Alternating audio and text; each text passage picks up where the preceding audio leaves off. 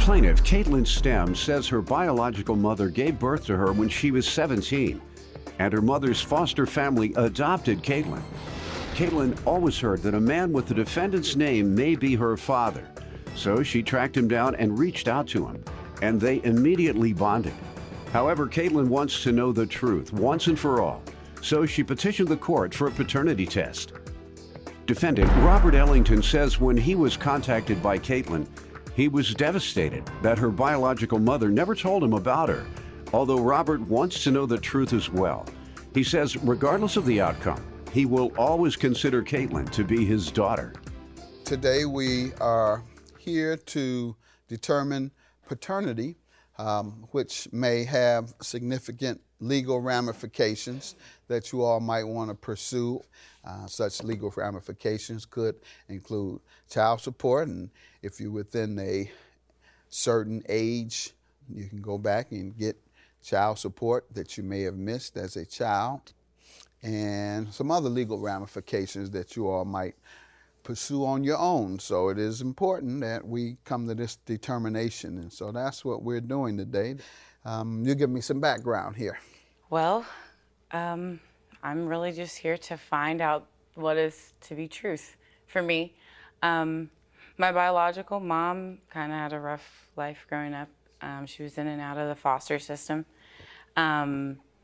So when she was 17, she had returned to a house for the third time and was pregnant with me. At that time, she decided that I was not going to be staying with her.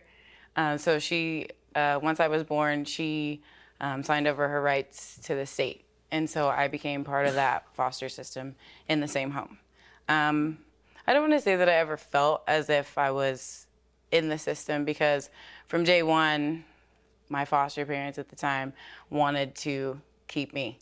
I was officially adopted at 2. So growing up, I obviously knew who my biological mom was. Family friends had said that my biological father was mentioned by the name of a man named Leon. So I kind of reached out via letter. He was a man who was incarcerated at the time. And I never really heard anything back. So I kind of just let it go. What age was that? About 12 or 13 or so. And then I would say about 15, 16, I kind of got back on the whole I want to figure it out thing. So other family friends had mentioned a few names, one of them being Bobby Ellington, the defendant here. Why? Because she was... friend of your mom's during that time? Yes. Okay. My sister from the family whom I was adopted had 2 very, very close friends, which they were the same age as my biological mother. So they were all together all the time within the house. And it came from those 2. So I kind of just tried to search that name. And I kind of just ran into dead end after dead end, so I kind of just gave up. Both adopted parents you were living with? Yes. Did you let them know? Yes. It was never kept a secret from me. And they were fine with it? It didn't hurt their feelings? Or? No. Because it was one of those, in my own timing, I would go and do that, and they were there to back me the whole time. Okay, good. So that's delicate in many instances, you know, because the adopted parent might feel hurt, you know, and that might be a little selfish, instead of saying, hey, I know it might hurt me a little bit, but hey, it's more important for her to find out, so I'll let her find out. So they encouraged you, and that's good. What did you do then after you thought perhaps that the defendant might be your dad? Well, I kind of couldn't find anything. So I just set it aside and just kind of approached it as, in God's timing, I will figure it out. And what age did you come to the belief that he is your father? Last March, I was sitting in my apartment, scrolling on Facebook on my phone, just another regular day. And now it pops up with those little icons of people whom you may know. And Bobby Ellington was a name that had popped up as someone I may know. And we had mutual friends. Because you had been searching? No, we had like 20 or so mutual friends from around the same area. Wow. So Facebook now does that to where like they just put people or things in front of you that So they tell connect people who you. my friends are. Basically. Basically. You got 2 million of them. Yeah. Yeah, but the good news is I have 2.5 million. So good. So they don't know which ones are the good ones or are the bad ones. Right. They just All right. connect you. But yeah, so curiosity got me just whenever I saw his name, and so I clicked on his name to pull up his profile. And when I saw his profile picture, I felt as if I was looking in the mirror looking at his picture. Then I would say about 15, 16, I kind of got back on the whole I want to figure it out thing. So other family friends had mentioned a few names, one of them being Bobby Ellington, the defendant here. Plaintiff Caitlin Stem petitioned the court for a paternity test because she and the defendant believe that he is her biological father. But they both want to know the truth, once and for all. Let me allow him to speak, and then we'll get back to some of the details. Sir? Your Honor, in March of last year, I was contacted by my daughter, Caitlin.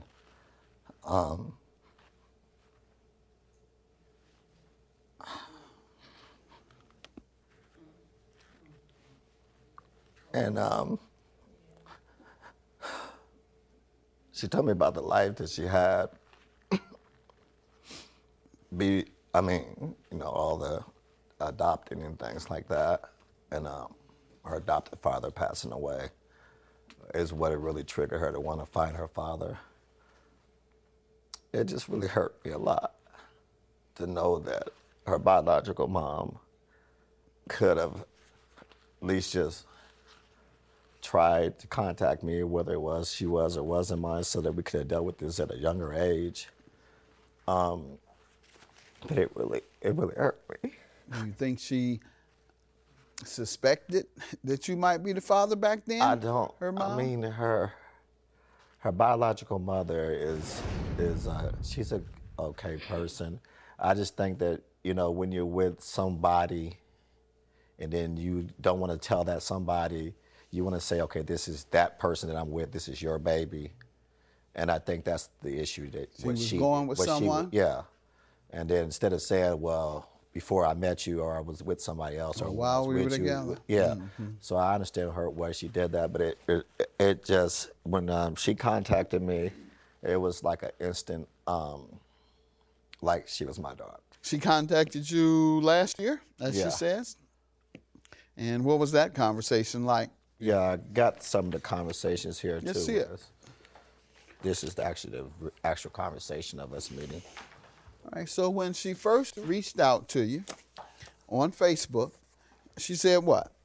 Is it on here? Hello, Yeah. I have seen your name pop up on my Facebook of the people you may know, and it has sparked an interest. I was wondering if you recall from a young age a woman by the name of, if you wouldn't mind responding at your earliest convenience, I would really appreciate it. Thank you. Your response, yep, I know her. I haven't seen her in decades. How is she doing? And I guess he asked how old you were, 22, and you say, I was born the year you graduated. You say, I feel uncomfortable telling you that your mother and I were involved, but I guess you know that's how kids are born. Yes. I try to talk to it. You don't want to teach her the birds and the bees. No, I didn't. At age 22. Yeah. This is true, and I hate that I am even asking. I have taken this into my own hands because she has neglected any reciprocation. What year did I graduate? Miss Detective, this is you. She says 92. You say, okay, you're right. She says, I feel like a detective right now. I made sure that I could make connections before I even thought about contacting you. Your question, do you have dimples? You all had a very positive discussion, and at the end of this communication, that first communication, did you come to believe that You all were daughter and father? Yeah, when she told me she had dimples. Okay, when she told you, so in this first communication. Doyle, you want to go and get the results? I guess, pardon? Sorry. What else you want me to know? During the time from the moment that I wrote him over the next couple weeks, we had exchanged pictures and things back and forth. This one is like the most astonishing one to me, and I'd just like to share Let's it. see it, please.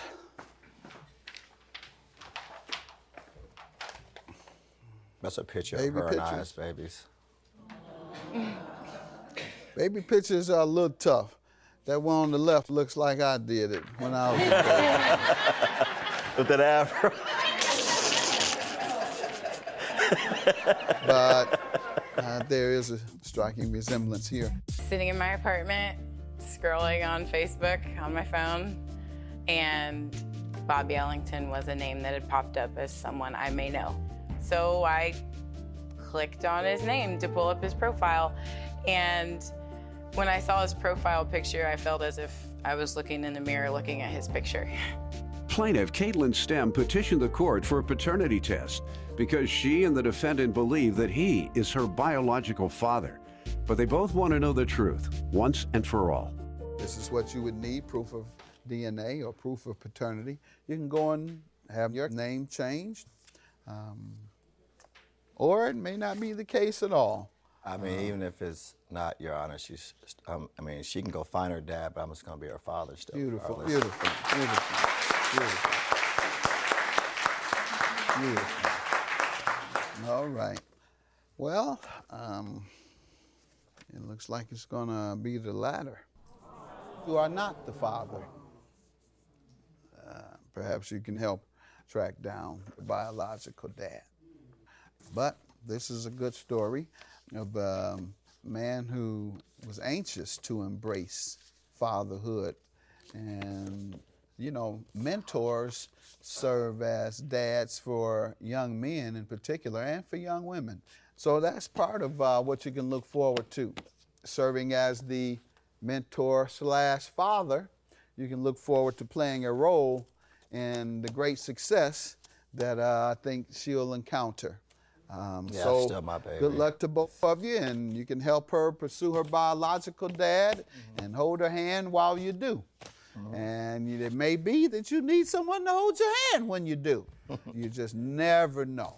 You never know. When you meet him, he might be in very bad shape, and it might be very hurtful to you. But if you have someone holding your hand at that point, it makes things a lot easier.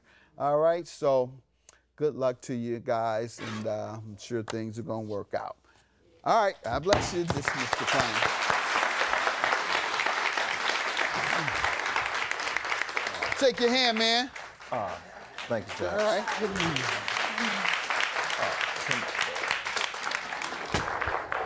I love you.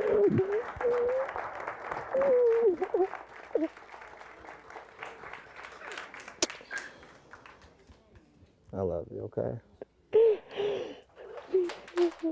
Okay? And if you want to search for your dad, we can, okay?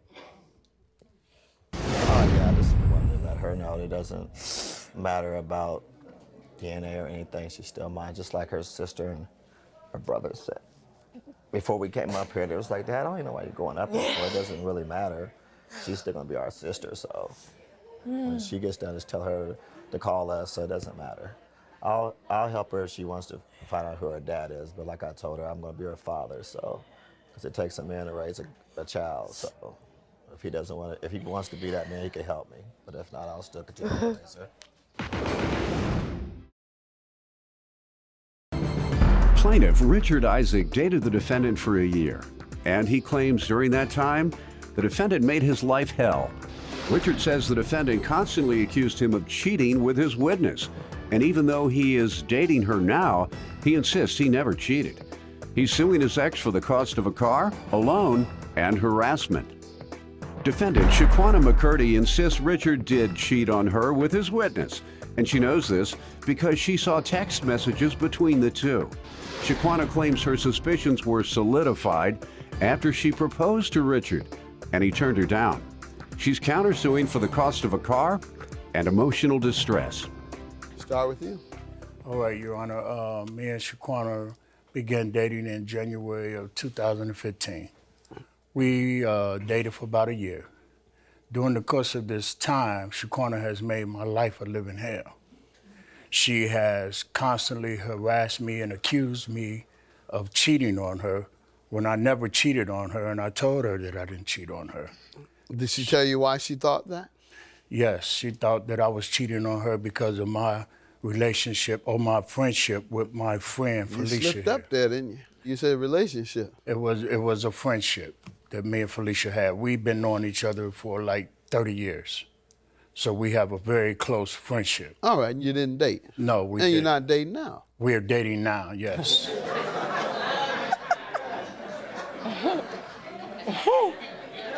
Got closer. Yeah, you had a close relationship and got closer, yeah. Yes, we did have a very close relationship. All right. And she ever catch you red-handed? She never caught me doing anything, Your Honor. All right. For you to say she never caught you, that means you did something. Because I never You just done weren't it. caught. No, she never caught When somebody me because I says, didn't do anything. I robbed the bank and I was running, they never caught me. That may be true, but in my case, I didn't do anything, so there's no reason for Well, me how to were get you caught? I wasn't caught. She seen texts on my phone from my friend. Texts asking me to bring her some ice over to her house.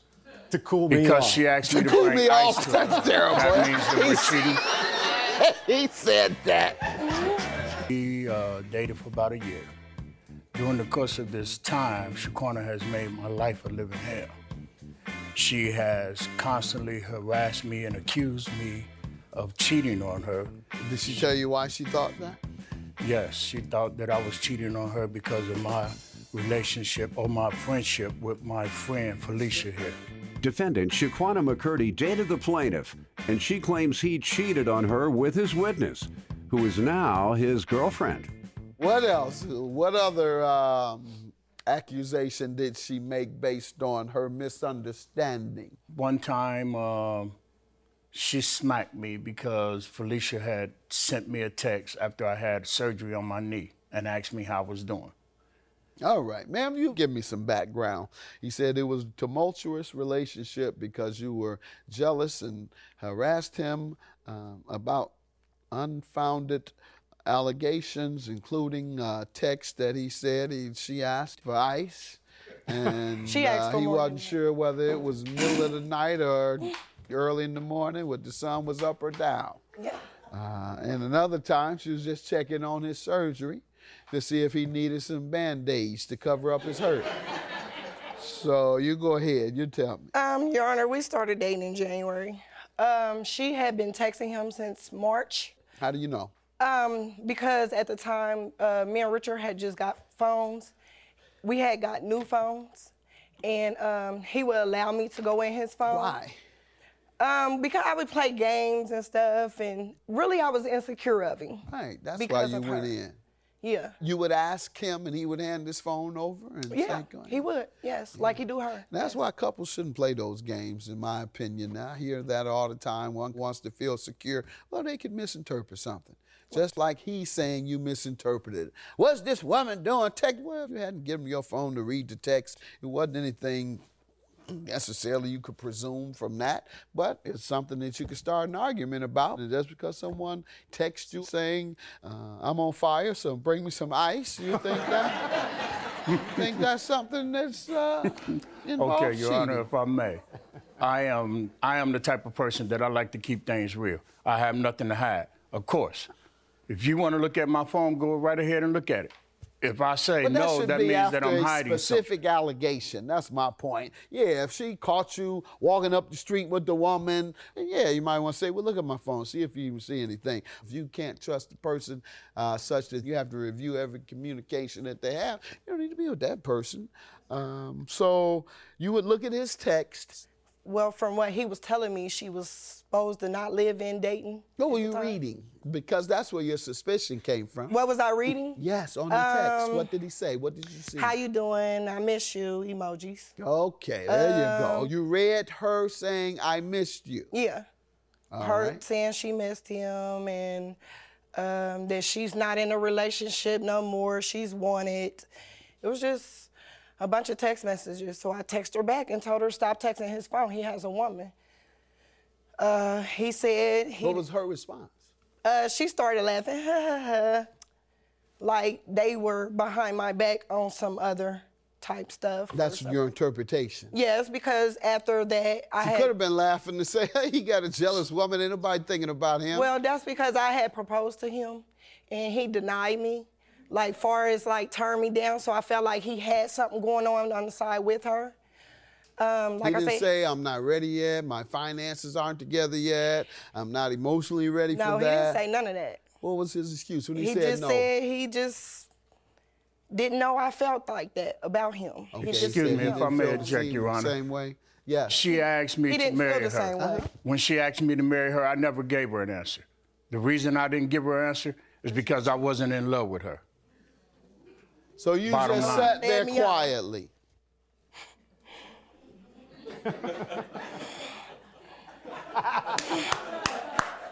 I that how that went? know that that's not, I should have told her no, rather than not say anything at all. But during the time, we both didn't have no vehicle.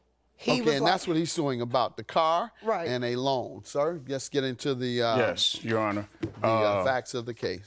In September of 2015, I needed a car because I had gotten in trouble for being late to work a couple of times. So I went and brought this car from my friend who owns a the car truck shop. was purchased before he The got truck the was job. purchased on September of 2015.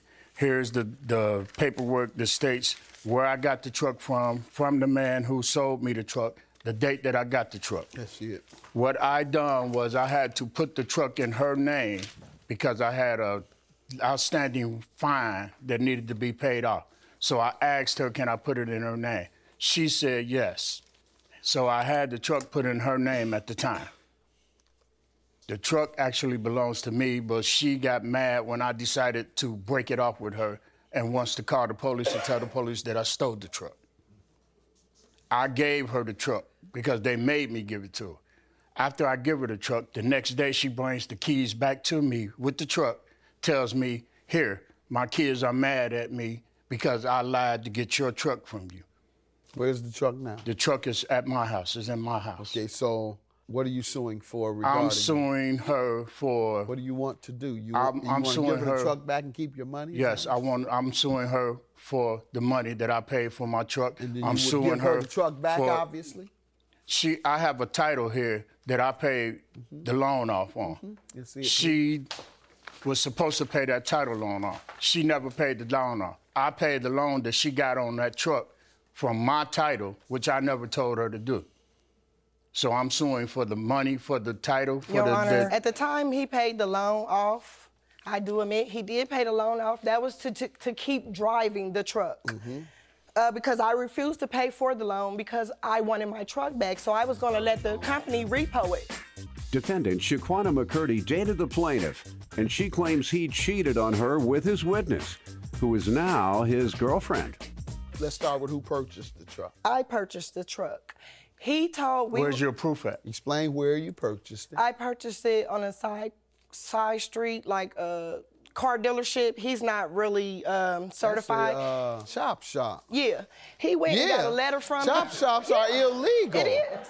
It's on the corner, like next to a gas station. So he goes to the auction and buys cars, and he loads them up right there. The in his person little you lot. purchased it from.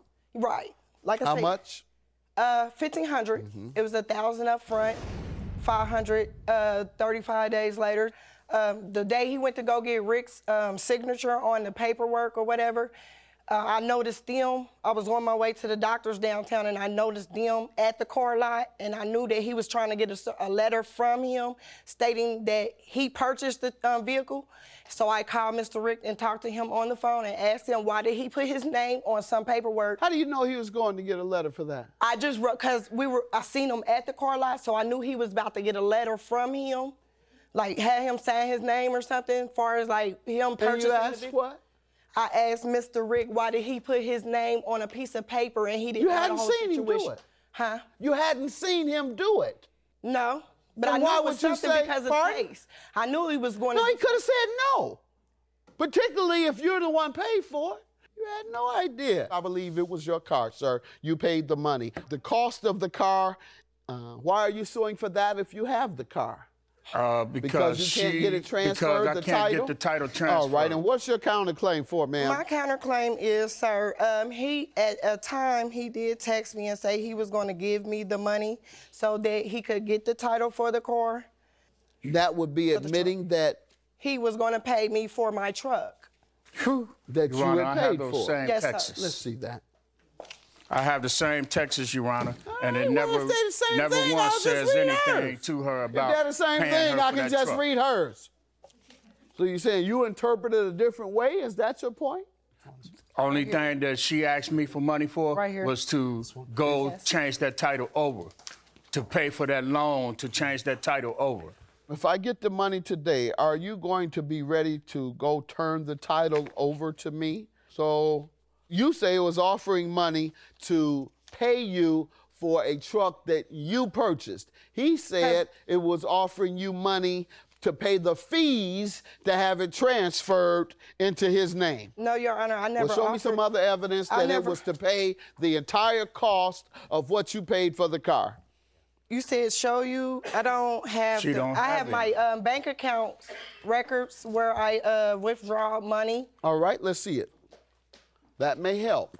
And when was the car purchased, sir? Well, The I car have was the letter. purchased in September of 2015. Holy mammy, you told me you had something that's going to show you withdrew $1,500 to buy it. Show No, it to I me. didn't withdraw $1,500 at first. Why I are you only showing gave me up this? the- Why are you 1,000 showing me this? Because I gave up 1,000. My bank account is It doesn't rush show card. any of that. Your bank account shows that you took $106. Can I Another explain day that? you took $1. Can I Another explain- day no, you that took was a fee. $2.50. Another day you took $3.20. Your Honor. And so you think that that's going to add up to $1,500. No. Judgment for the plaintiff. I believe him. I believe he paid the money for the car, as he says, and you must give her the car within 30 days. Judgment for the plaintiff, $2,600. Your claim is dismissed, ma'am. I don't believe anything you say. Your You gave Honor, me it's some because of evidence how I that is get the money totally out the ridiculous. ATM. Have a good day. Thank you. If I could say anything, I would just be willing to say that I'm glad this is over with. You know, she has been totally harassing me for the longest. I'm finally glad to have her out of my hair. I mean, that all I really wanted was my truck, for real. I don't understand why she would want to sue me for something that she know she didn't pay for. The woman is psychotic. So by me losing, I got what I wanted anyways, my truck.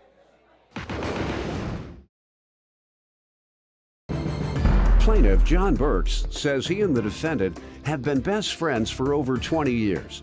And although the defendant's life motto is under promise and over deliver, more often than not he over promises and does the bare minimum.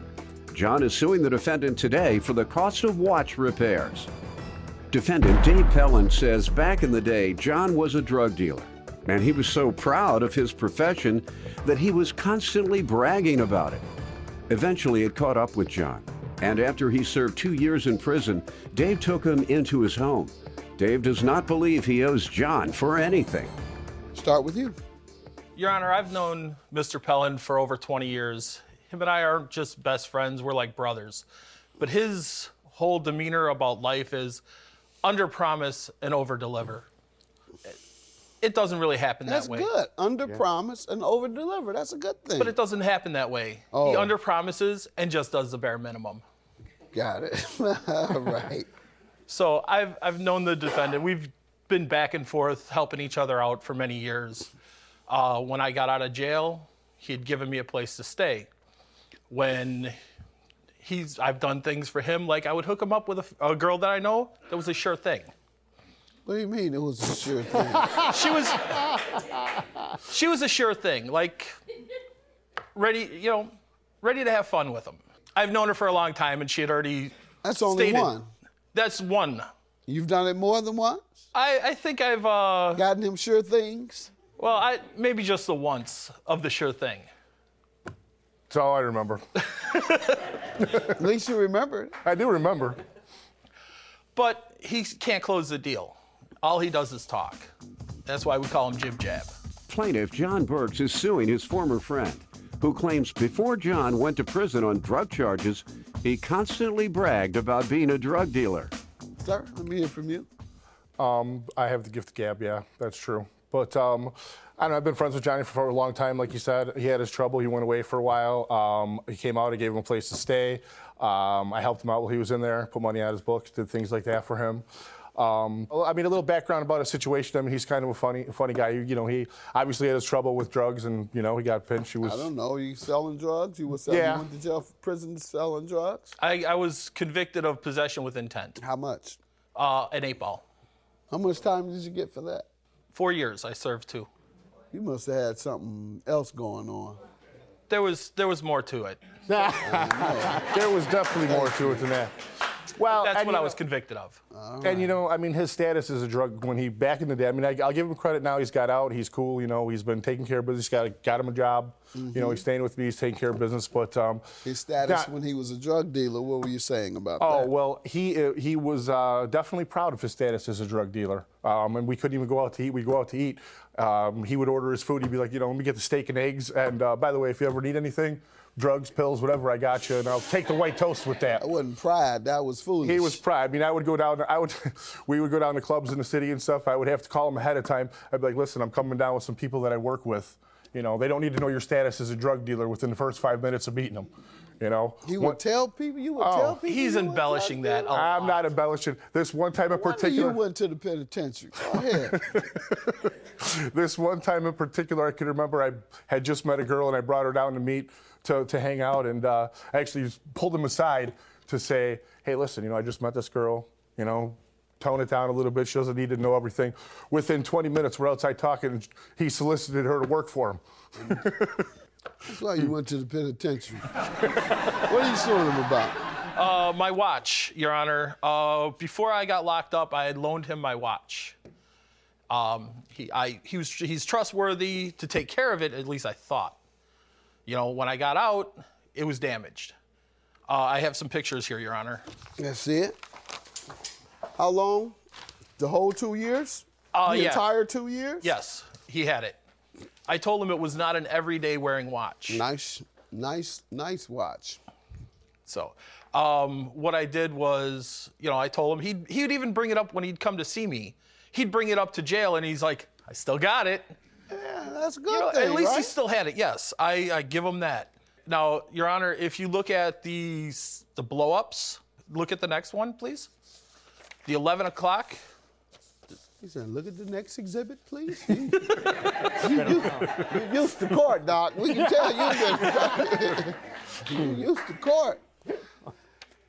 Counsel, which one is that one? Yes, sir. Right at the 11 o'clock, you can see the nice long scratch along the crystal. And then on the next one, you can see where the band touches the bezel. It's all dented. All right. And you obviously had it repaired. And do you have the... I have the receipts here. Yes. Plaintiff John Burks is suing his former friend, who claims before John went to prison on drug charges, he constantly bragged about being a drug dealer. Sir, what do you say to this? Well, it's true. One night we were out, and I made a compliment about his watch. I actually said, I never really wear a watch. And so, being the nice guy that he is, he said, well, here, you want to wear my watch? And I said, yeah. So there was really nothing else discussed about it, but it was shortly after that he had his bad luck and went away. And, he did tell me at the time it wasn't everyday wear, and I wore it a lot. I mean, maybe not. Not every day. But I did wear it a lot. Now, I didn't really examine the watch when I first got it, to see what was damaged on it and what wasn't. I mean, I know he'd had the watch for a while.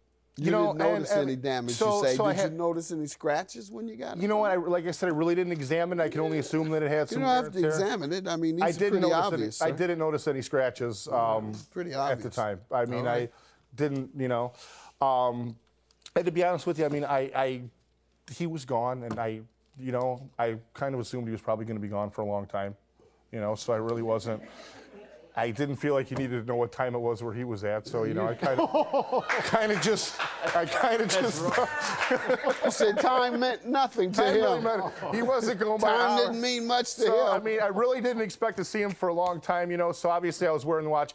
When I found out that he had some good luck and that he was going to be coming out, I actually did take the watch in to Is that what they call it now? Good luck? good luck, good lawyer, whatever you want to call it. Or But good, good choir? good choir. I did a little singing. Sounds like it. Go ahead. So I actually did take the watch in as what I felt was He a was nice... my supplier. He was my not like that. supplier. I got her from him. I gave her to him. Now go and get him. Absolutely not. So, You're right. That's what you call it. Good luck. good luck, I Yeah, call it. right. Yeah. Go ahead. So with his good luck, I decided, you know, I knew he was coming back, and I know he's very anal about his things. So I actually did take it in to a jeweler, and she cleaned it up a little bit, you know, made it look nice. And I thought that was a nice gesture on my part, you know. And then he gets out, I give him the watch back, obviously.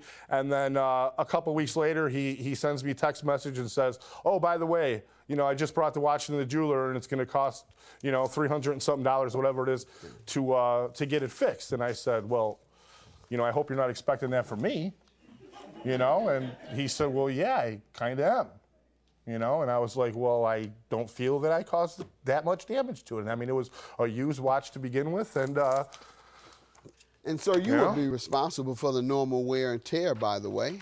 Okay. Because were he to have left it in a safe or at home, he would not have incurred that expense of $383. So I'm going to grant him his judgment. I'm going to conclude that, as you admit to wearing it quite often, because you didn't think he was coming home anytime soon. So judgment for the plaintiff. Thank you. All right. Good luck to you. Have a good day. thank you. He's like a brother to me. Everything will work out just fine with us, as long as he pays me. I guess that's the way it is.